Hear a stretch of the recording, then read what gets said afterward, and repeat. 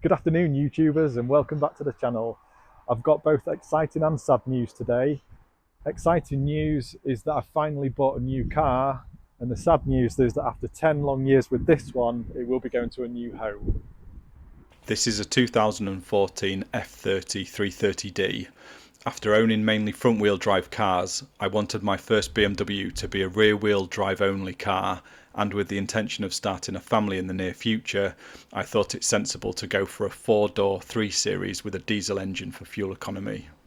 At the time, the top-end diesel model was the 335D, but this was only available in an X-Drive variant.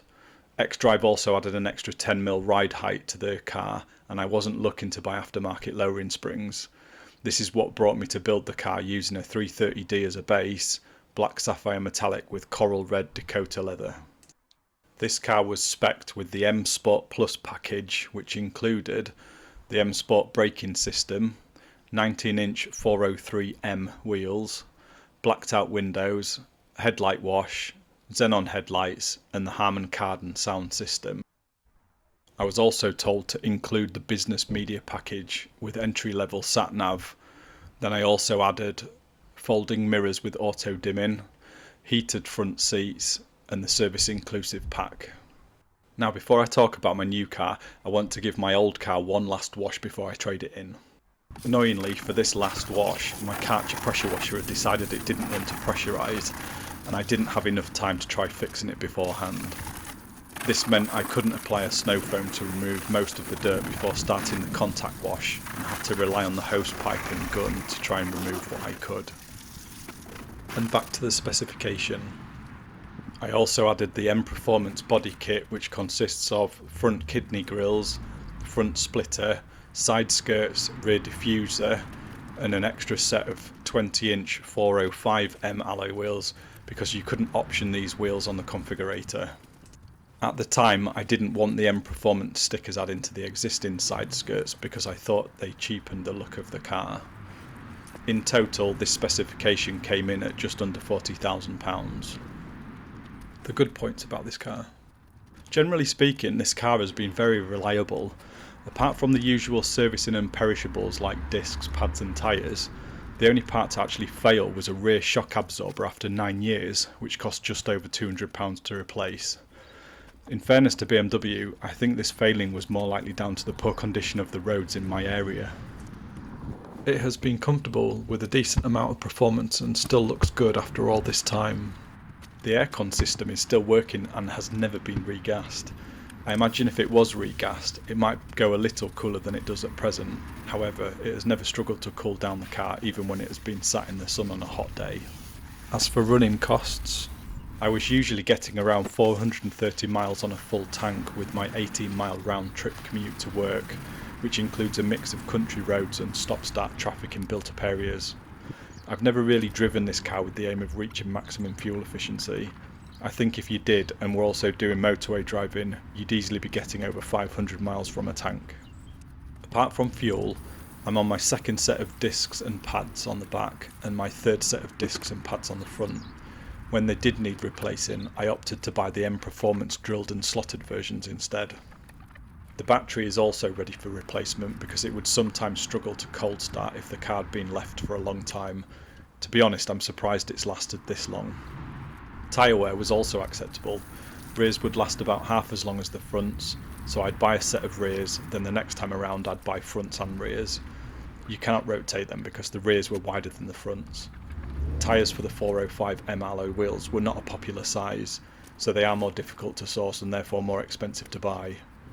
It originally came with Pirelli P0 run flats, but over time these became so expensive that I ended up fitting Continental Sport Contact 6s and later the Sport Contact 7s as alternatives to the Pirellis. Bad points about this car. This was my first diesel car, and for me it was too quiet. It's a good thing when you don't want a noisy car. The cabin is well sound insulated.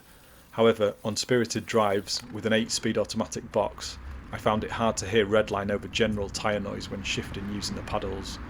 In comparison to Audis at the time, they were making diesel cars with active exhausts that sounded loud when you wanted them to be. I feel BMW missed a trick with this on their performance diesels. I also didn't realise until several months into owning the car that it didn't come with a limited slip differential as standard. In the dry this wasn't as noticeable because I wasn't launching the car from a standstill. Snowy conditions were a whole different story. I wasn't expecting it to be good in snowy conditions, but without a limited slip diff and there being no weight over the back wheels, it was fair to say I was shocked to learn how bad it was. It struggled with the camber of a flat road, spinning up the wheel with the least amount of traction and crabbing down the road as I tried to keep the near side rear wheel away from the curb. The front wings have rusted from the inside and have started to blister the paint on the outside. I hadn't noticed this until it was too late, but by design the metal wings are susceptible to chips from the tyres flicking up stones. I'll have to pay closer attention to this with future cars to make sure the paint is protected if chipped in future. The lacquer has started peeling from the roof rail guides.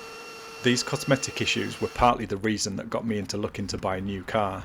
I'd already got a quote for replacing the wings, touching up a few parts on the car that were looking a little tired, and refurbishing the wheels. This was adding up to around £3,000 worth of work, so I was questioning whether I wanted to spend that money on a car I'd already owned for 10 years. This is one of the benefits of the 2-bucket method, is that especially when it's dirty on the roads, you can see how dark that is, which is all the rinse bucket and the wash bucket. Although it's contaminated it a little bit, it's still a lot better than that. And now a quick walk around of the car after it has been cleaned.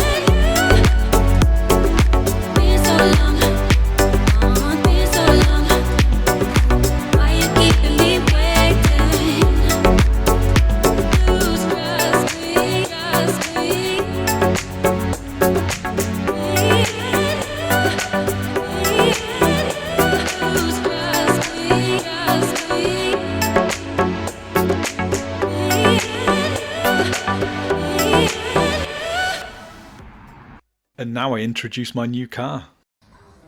It's a G82 M4 Competition MX Drive in Brooklyn Grey, spec'd with the Ultimate Pack and the UK Service Inclusive Pack.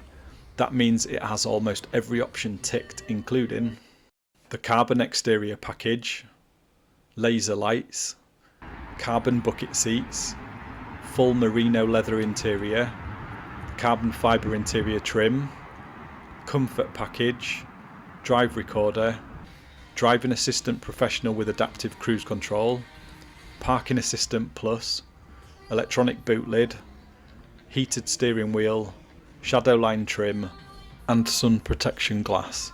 It has the 826M bicolour staggered wheels, 19-inch on the front and 20-inch on the rear.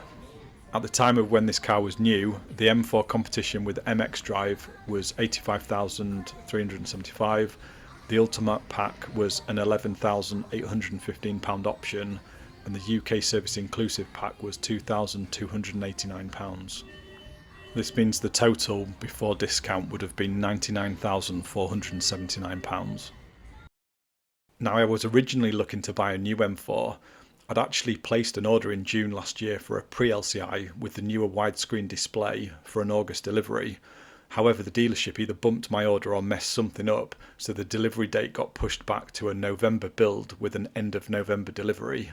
I'd already seen the initial spy shots of the LCI M4 around the time of ordering, and you could see the headlights had changed.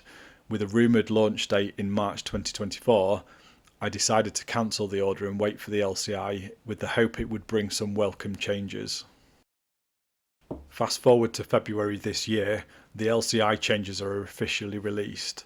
The base price went up £2,000 for the MX Drive variant, but it was the options pricing that went up a stack. The spec I'd originally configured had the Ultimate Pack and M Pro Pack, which was now around £9,000 more expensive for the LCI revision version. Where I'd originally wanted the latest version in my perfect specification, once it had been released and looking at depreciation figures, I decided it was more money than I could afford to lose. 1-year-old M4s of this specification are currently losing between £20,000 and £30,000 in depreciation in their first year. I was looking on Auto Trader at the time for second-hand M4s, then noticed one advertised at Boca BMW in Preston. It was 10 months old and only had 3,000 miles on the clock. It was the same spec I wanted, minus the carbon ceramic discs, and I felt much more comfortable with the monthly payments. I'm going to end this video here, then in a future video go into more detail about the features of the car and how it drives. I hope you've enjoyed this video. If you have, please don't forget to like and subscribe, and then you'll be notified when the next video is released. Until then, thank you for watching, and I'll see you on the next one.